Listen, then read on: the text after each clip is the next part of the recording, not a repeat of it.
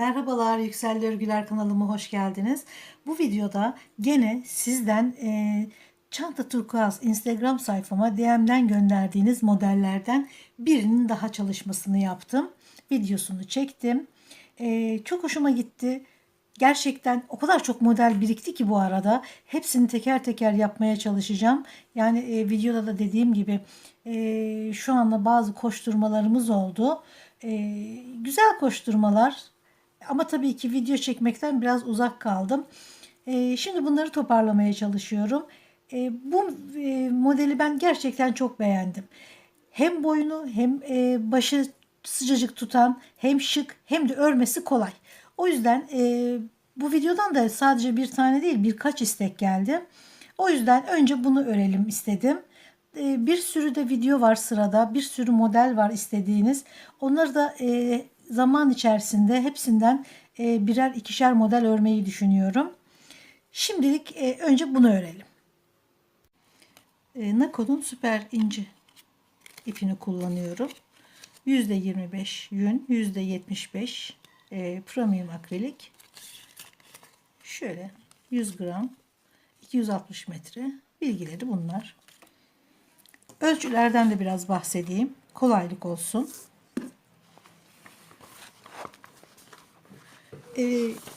Ben 40 santim 4 milimetre misinalı şiş kullanıyorum. 60 santim 5 milimetre misinalı şiş. Yani 2 şiş kullanacağım. 4 ve 5. 96 ilmekle başlıyorum. Eğer 40 santim 4 milimetre şiş yoksa misinalı, normal 4 milimetre şişle de bu şekilde örebilirsiniz. Gene aynı ilmek sayısı ama bu benim tabii ki yani kullandığım iple alakalı. Siz daha kalın ip kullanıyorsanız daha az ilmek atacaksınız. Şunları da daha kalın kullanacaksınız. Mesela 4 numara değil de 5 numarayla başlarsınız. 6 numaraya geçersiniz. O şekilde. Kendi kalın ipinizi kendiniz ayarlarsınız ilmeklerinizi. Çok kolay bir boyunluk. İstediğiniz ölçüde çok rahatlıkla örebileceğiniz bir boyunluk seçmek istedim. Hem çok sıcak tutacak, koruyacak hem de çok kolay örülecek. Dediğim gibi 40 santim bulamazsanız misinalı normal şişle bu şekilde 34 santim 22 santim yüksekliği örebilirsiniz. Biz bunu öreceğiz şimdi. Yani yuvarlak çıkacağız boyunu.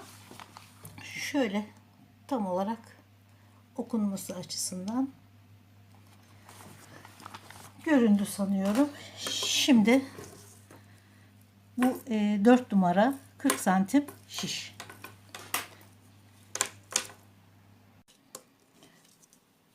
...96 ilmek atıyorum. Yalnız ilmek bitiminde bir çaprazlama yapacağımız için bir tane fazla 97 ilmek atacağım. 2 3 4 5 şöyle 1 2 ve 3 aşamaları bunlar.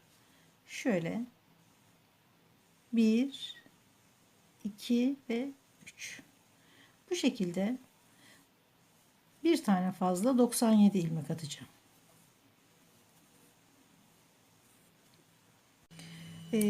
96 ilmek olarak öreceğim boyunluğu. Fakat ilk şu sırada güzel bir örgü olması için şunu sıfırlamam gerekiyor.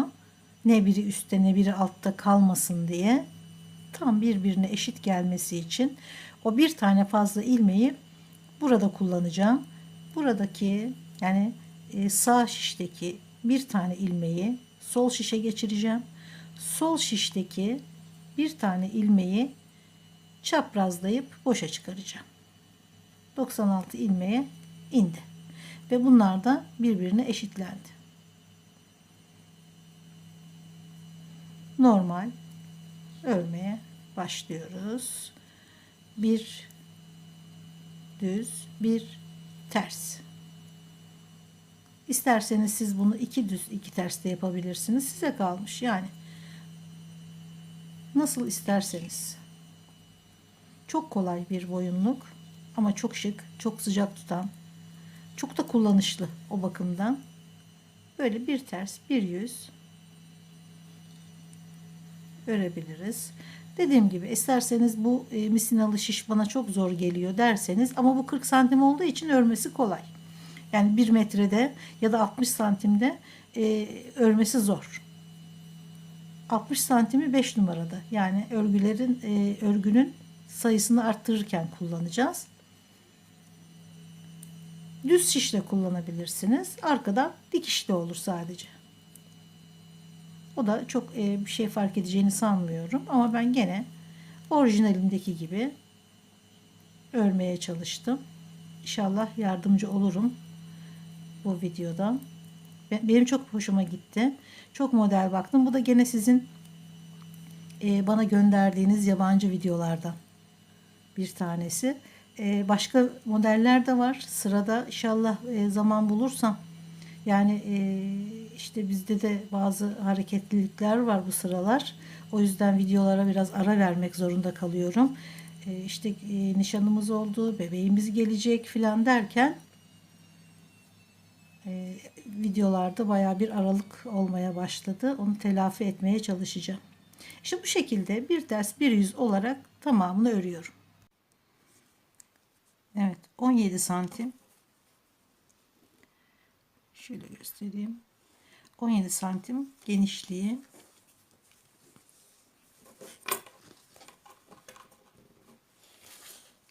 22 santimde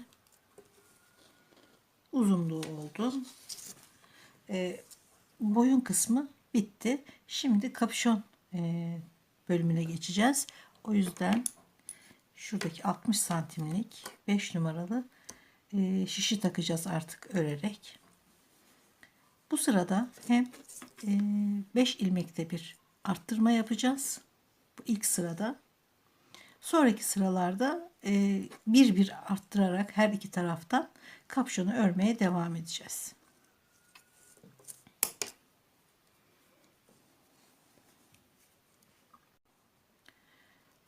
İpliğin olduğu şişten taraftan hemen başlıyorum örmeye. Düz örgü öreceğim ama düzden haroşa ördüğüm için bütün sıraları düz olarak öreceğim. 2 3 4 5. Şimdi bir arttırma yapıyorum. Her 5 ilmekten sonra bir arttırma. Gene düz örmeye devam ediyorum. 1 2 3 4 5. Bir arttırma. 1 2 3 4 5. Bir arttırma. Bu şekilde sırayı yuvarlak olarak örüp bitiriyorum. Evet, ilk sıramı 5 ilmekte bir arttırarak 114 ilmek oldu şimdi. Hem lastik örgü düz örgüye döndü. Yani haroşa örüyoruz, genişledi. Hem şiş 1 numara arttı, 5 numara oldu. Hem de 5 ilmekte bir arttırdığımız için şu boyun kısmı, kapüşonun başladığı kısım bayağı bir rahatladı. Artık bundan sonra tek tek her iki başta birer tane arttırarak ilerleyeceğiz.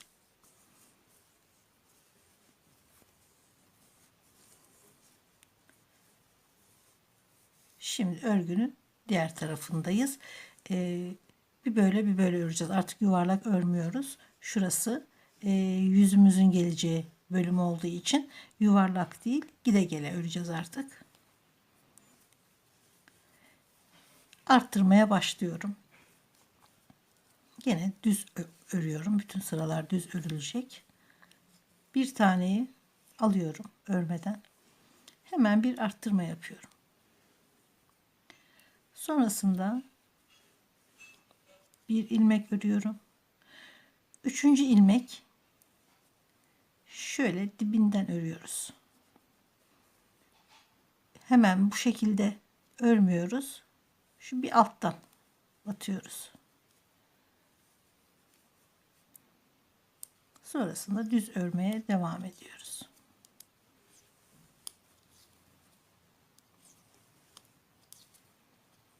Sıranın sonuna kadar şu aralarda 5 ilmekte bir arttırdığımız yerleri de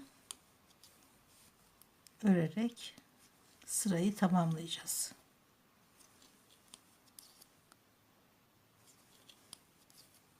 Şunlar arttırdığımız ilmekler. Sıranın sonuna kadar örüyorum. Son 3 ilmek kalana kadar ördüm. Şurada yaptığım işlemin aynısını bu tarafta da yapıp sırayı bitiriyorum. Son 3 ilmek kala şöyle dibinden, hemen buradan değil, bir alttan batıyorum ve düz örüyorum. Sonra bir tane daha normal örüyorum. Bir arttırma yapıyorum. Son ilmek kala ve ilmeğimi örüyorum. Şuradaki başlarken yaptığımı bitirirken de yaptım. Bundan sonraki sırayı herhangi bir şey yapmadan düz örüyorum. Yani arttırmaları örerek geçiyorum. Tabii önce şöyle örmeden alıyorum. Sonra şu arttırdığımı örüyorum.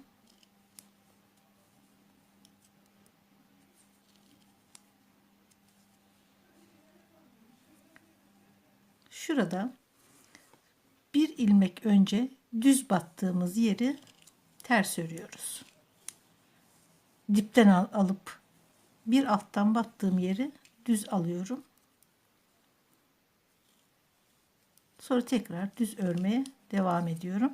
Bunu ilerleyen sıralarda görüntüsünü göreceksiniz. Tek sıra halinde ilerleyecek o ilmek. Sürekli orayı aynı şekilde düz öreceğiz. Burada gördüğümüz haroşa ters örgüler burada olmayacak. Şimdi normal sırayı örerek diğer sırada bitiriyoruz. Şurada bir alttan battığımız ilmeği düz örüyorum. Tekrar ipi arkaya alıp arttırdığımı da örüp son ilmeği de örüyorum. Şuradaki o alttan aldığımız ilmekten sonra burası 3 ilmekti. Şimdi arttı. Her sırada bu arttırdığımız ilmekle birlikte genişleyecek. Şurada bakın şu alttan aldığımız ilmek ve aynı şekilde burada da. Gene şu kısım bizim ön yüzümüz. Şuradaki düz olan yer ön yüzü olacak. Diğer taraftan hiçbir şey yapmadan öreceğiz. Bütün arttırmayı ve alttan almayı bu sırada yapıyoruz.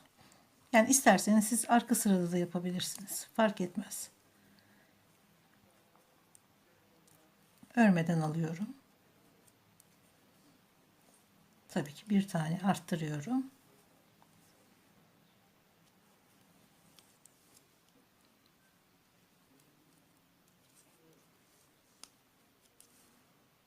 Şurada bir alttan, hemen böyle değil, bir alttan devam ediyoruz aynı batmaya, bir ilmeğe.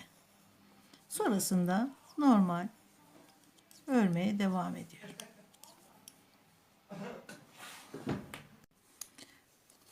Sıranın sonunda burası ön yüzümüzdü. Şurada alttan battığımız bir ilmeğimiz var. Ona gene bir alttan batıyorum. Diğerlerini normal örüp son ilmek kala bir arttırmamızı yapıyoruz. Son ilmeğimizde örüyorum.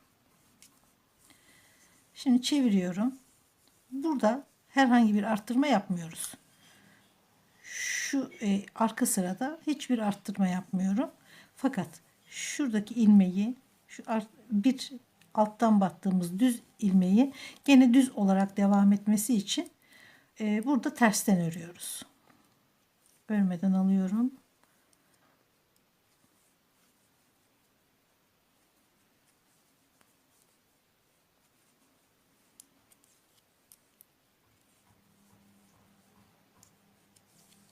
Şuradaki bu ilmeği tekrar düz görüntüsünü bozmamak için ters örüyorum.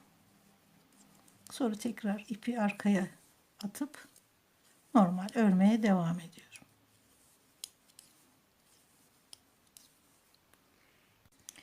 Şuradaki arttırma burada 2, 4, 6, 8, 10, 12. Yani şuradaki düz örgüye kadar 12 ilmek arttırıyoruz. Yani bu 12 olana kadar gidip geliyoruz. Hep arttırmalarımızı ilk ilmeğin hemen yanından yapıyoruz. Bu zaten sabit kalıyor. Ve her iki sırada bir tane arttırmış oluyoruz. Şimdi her iki tarafta da 12 ilmek var. Artık bundan sonra arttırmıyorum. Bundan sonra örgüyü yeterli yüksekliğe, uzunluğa ulaşana kadar olduğu gibi örüyorum. Artık arttırmak yok. Gene buradaki düz örgü devam ediyor. İlmekleri olduğu gibi örüyoruz. Örmeden alıyorum. Şöyle.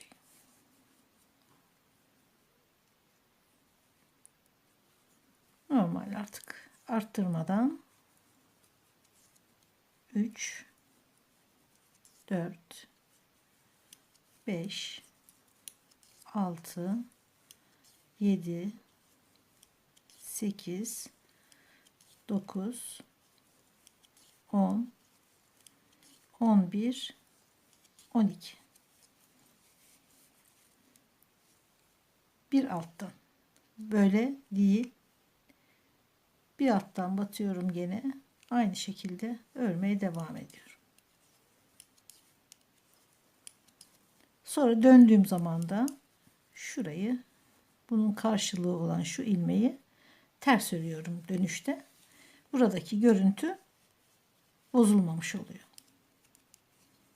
Bunları ayrıntılı anlatmamın sebebi gerçekten örgüye başlayanlar çok, tahminimce. Onlara da faydam olsun. Çünkü zaten bilen anlıyor. Hemen anlıyor da işte yeni başlayanlar için daha detaylı, daha ayrıntılı göstermek istiyorum. Ben örgünün insana iyi geldiğine, kadın erkek hiç fark etmez, gerçekten insana iyi geldiğine inanıyorum. Çok da gereksinim duyduğumuz bir durum. İyi olmak, iyi hissetmek. O yüzden örgü gerçekten çok iyi bir uğraş bana göre. Bu şekilde ben örmeye devam ediyorum.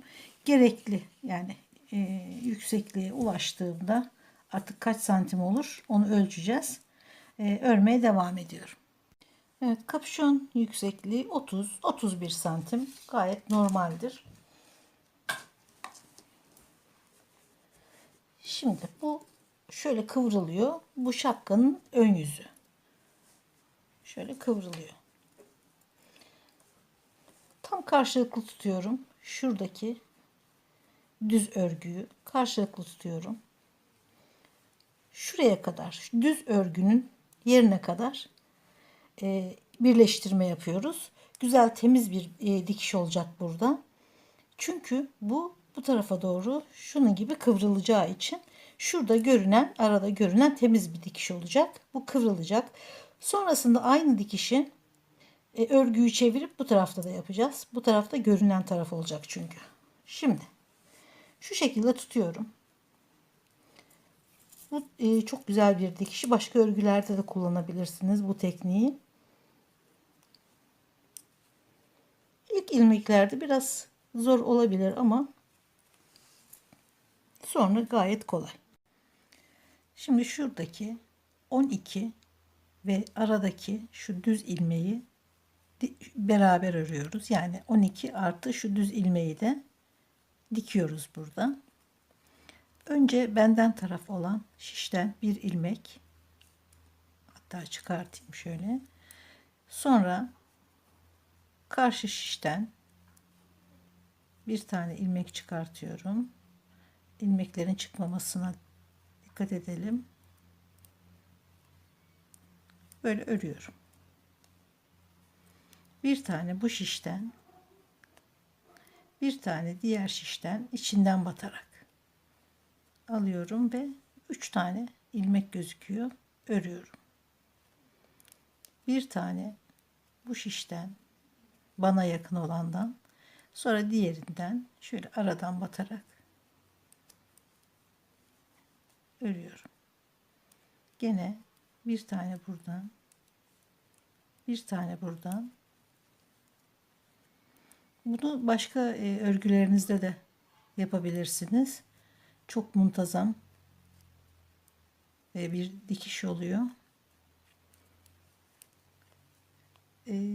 Şu düz örgüye gelene kadar ben bunu örmeye devam ediyorum. Şuradaki düz örgüler kaldı. Aynı şekilde onları da bir tane böyle, sonra diğerini. Şimdi bu örgünün iç kısmı. Şöyle uzatalım, kaçmasın. Görüldüğü gibi tertemiz bir dikiş. Şimdi bu temiz dikişi burada da yapmamız gerekiyor. Bu böyle katlandığı için temiz dikiş gözüküyor. Aynı temiz dikişin burada da olması gerekiyor. O yüzden şunu şöyle alıyorum.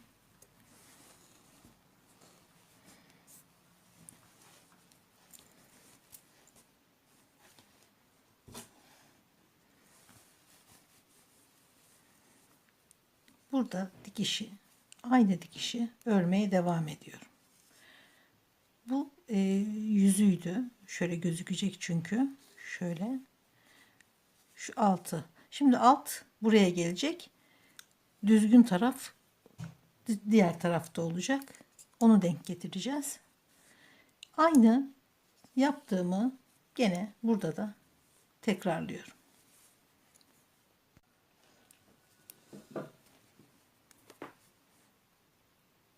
Bir bu şişten, bir bu şişten örüyorum.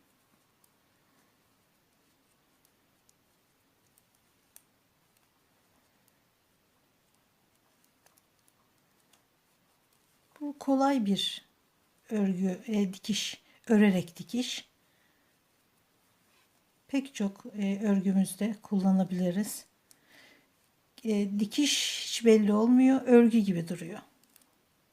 Tertemiz bir dikiş oluyor.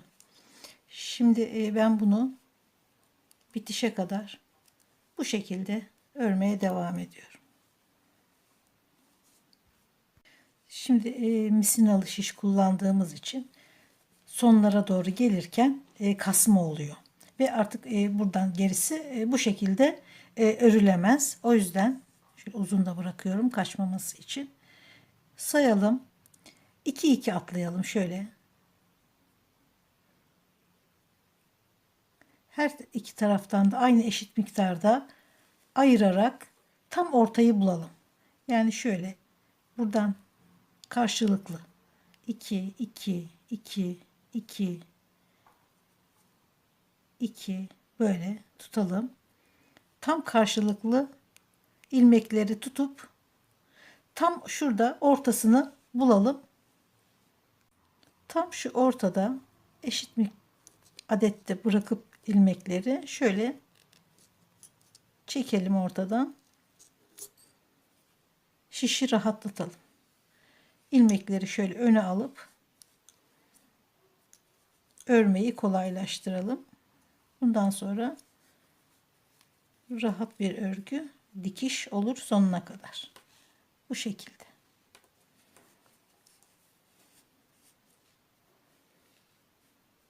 Evet, örmeye yani örerek dikmeye devam ediyor. Evet, örgü bitti. Gayet güzel oldu. Şurası 17 santim. Şu kısım 30 santim oldu. Tam 30 santim oldu. Genişliği de 32 santim. Ee, Buradan şöyle alıyoruz içeri doğru. Yaka kısmını, boyun kısmını kıvırıyoruz.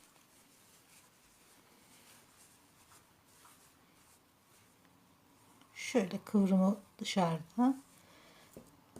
Böyle tutuyoruz. Giyerken de şöyle. Gayet güzel, kullanışlı.